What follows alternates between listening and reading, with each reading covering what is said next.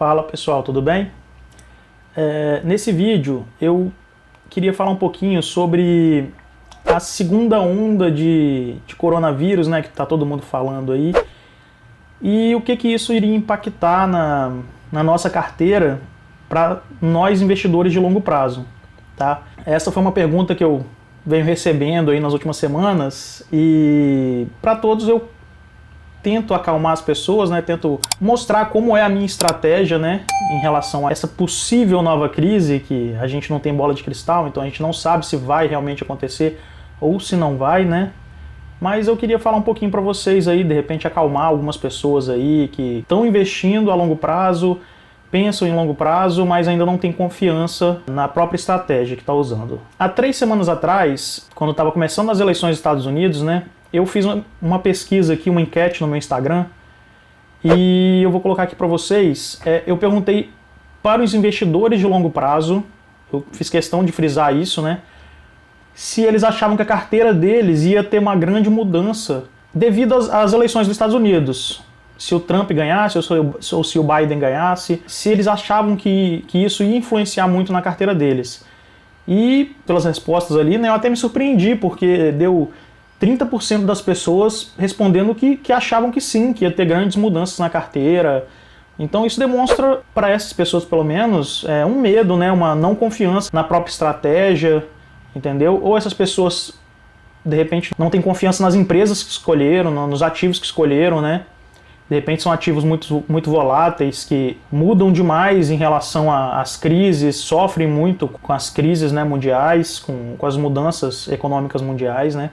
E aí depois de 3 semanas eu resolvi fazer a outra, que foi semana passada, né, eu resolvi fazer uma outra pesquisa perguntando se realmente mudou ou não a carteira, né? E aí a resposta foi mais do que eu achei que queria acontecer mesmo. Foi em torno de 13% só de pessoas falando que sim, a carteira mudou, e 83% falando que não mudou nada, entendeu?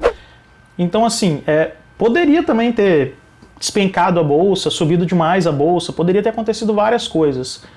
Mas o que eu quero frisar aqui? Para o investidor de longo prazo, né, se você realmente está com a estratégia de investir a longo prazo, para aposentar com a renda variável, através da renda passiva de dividendos, isso daí não pode te impedir ou mudar a sua estratégia de comprar ou vender ações por causa de uma crise. A única coisa que pode fazer você mudar a sua estratégia é se as empresas que você escolheu perderem os fundamentos, mudarem os fundamentos. Uma empresa que você achou que era boa, você viu que não era, porque você fez uma escolha errada no começo, entende? Só isso daí que pode mudar a sua estratégia. As pessoas, quando entram no investimento de longo prazo, pensando a longo prazo, elas têm que ter isso na mente. Depois que você comprou as suas ações, você tem que pensar como sócio. Então o que acontece? Depois que você comprou, não interessa se a ação está a R$100, vai para 50, ou se está a 100 e vai para 150. Você tem que pensar na sua carteira que você tem agora uma X quantidade de ações, sempre. Se tiver uma crise mundial, igual os Estados Unidos, vamos dizer que o Trump tivesse ganhado e a Bolsa Brasileira caísse, o Ibovespa caísse, você não tem que se preocupar com o Ibovespa, você tem que se preocupar com a sua carteira. Quais são as ações que você tem na sua carteira, por exemplo? Eu vou dar um exemplo da minha carteira, tá? Eu tenho na minha carteira empresas de energia elétrica, bancos, né, parte financeira, eu tenho empresa de saúde, tenho empresa de seguros e tenho uma empresa de indústria e uma que para mim é a mais volátil que tem, de um setor mais volátil que tem, que é de comércio, né? Eu gosto dessa empresa e eu quis entrar nesse setor porque é um setor que eu entendo. Eu tenho comércio, né? Eu empreendo, então é um setor que eu gosto e que eu entendo. Então eu resolvi escolher uma empresa para colocar nele. Então assim, quando eu compro minhas ações, eu paro de pensar em valor delas. Então eu compro lá 100 ações da Taesa. Pode ter a crise que for. Se Taesa continua lucrando, eu continuo tendo 100 ações de Taesa. Pode cair as ações dela lá 40%. Eu continuo com as ações dela, com as 100 ações que eu tenho, se ela lucrar, ela vai distribuir dividendos e eu vou ganhar nesses dividendos. Então, assim, são empresas que eu vejo como seguras para mim levar no longo prazo. Eu não vejo, por exemplo, empresas de setor elétrico deixando de lucrar, deixando de ganhar dinheiro por causa de uma crise. Eu não vejo as pessoas parando de usar energia em casa, as indústrias, as empresas parando de usar energia porque teve alguma crise. Bancos, por exemplo, eu não vejo como o Itaú, o Banco do Brasil, o Bradesco, o Santander quebrar no Brasil, sendo que existem tão poucos bancos no Brasil, né? Bancos grandes, são tão poucos que dominam um grande mercado.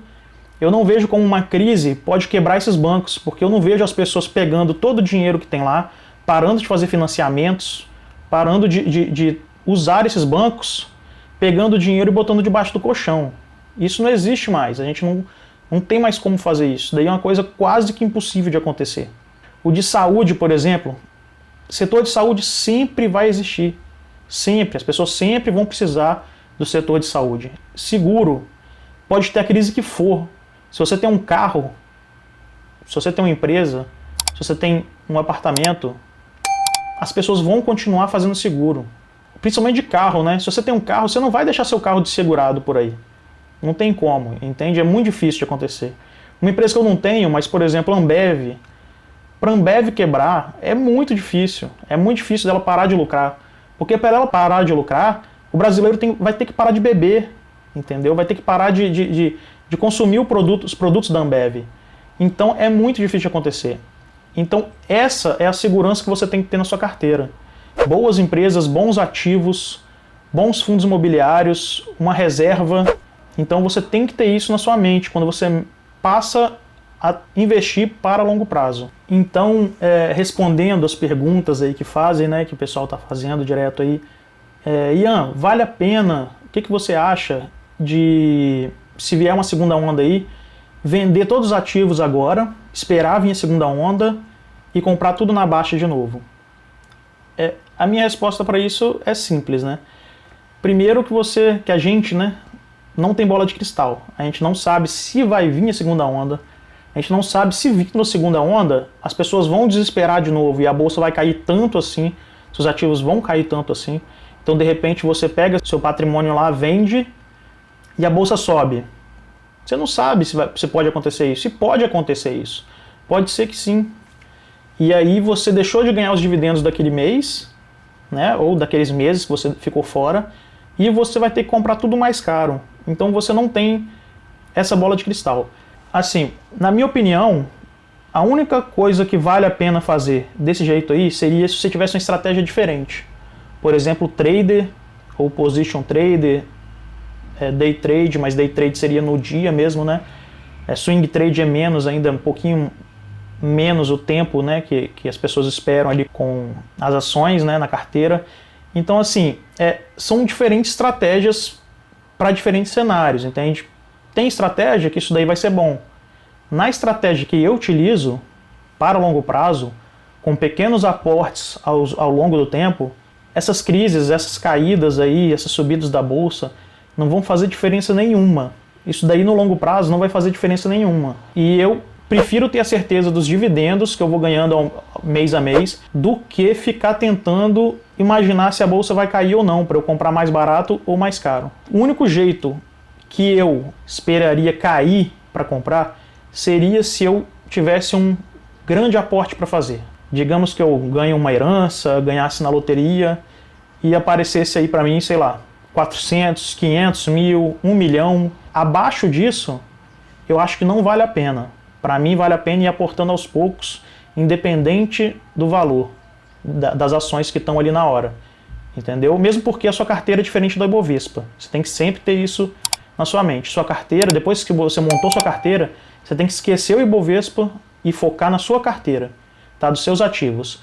E para longo prazo, para aproveitar essas caídas da bolsa, se cair, quando cai, ou então quando caem os seus ativos, existem outras estratégias dentro do buy and hold, dentro do investimento de longo prazo, para você aproveitar isso daí, que é a reserva de oportunidade. Isso daí que você usa para diminuir seu preço médio e para aproveitar as caídas da bolsa. Quando um ativo seu cai, quando alguns ativos seus caem, os ativos continuam com os mesmos fundamentos, continuam lucrando, continuam com bons projetos, um bom planejamento, e você tem segurança neles, você utiliza a sua reserva de oportunidade. Mais para frente, daqui acho que 2 semanas mais ou menos, eu tenho planejado para fazer um vídeo também explicando como que usa a reserva de oportunidade, tá? Dentro da carteira. E eu vou fazer e vou mostrar para vocês também as diferenças da renda fixa, como que a gente usa a renda fixa nos investimentos de longo prazo. Então a reserva de emergência, parte de diminuir a volatilidade da carteira, o risco, né? E a reserva de oportunidade, que seria a reserva que a gente usaria para aproveitar esses momentos, né? Para comprar algumas ações da sua carteira mais baixa. Tá bom, pessoal? Então eu fiz esse vídeo aí para acalmar vocês, para acalmar quem está com medo aí, com receio disso daí, tá? Então continua seguindo a estratégia, continua comprando, continua fazendo seus aportes, trabalhando para conseguir aumentar seus aportes, para você conseguir aposentar mais rápido, né, em um menor tempo, porque a chance da sua carteira cair, de você perder, escolhendo boas empresas, é quase zero. É um risco muito pequeno, tá bom? Então continua aí, continua focado e segue a estratégia. Por esse vídeo eu fico por aqui. Valeu, galera!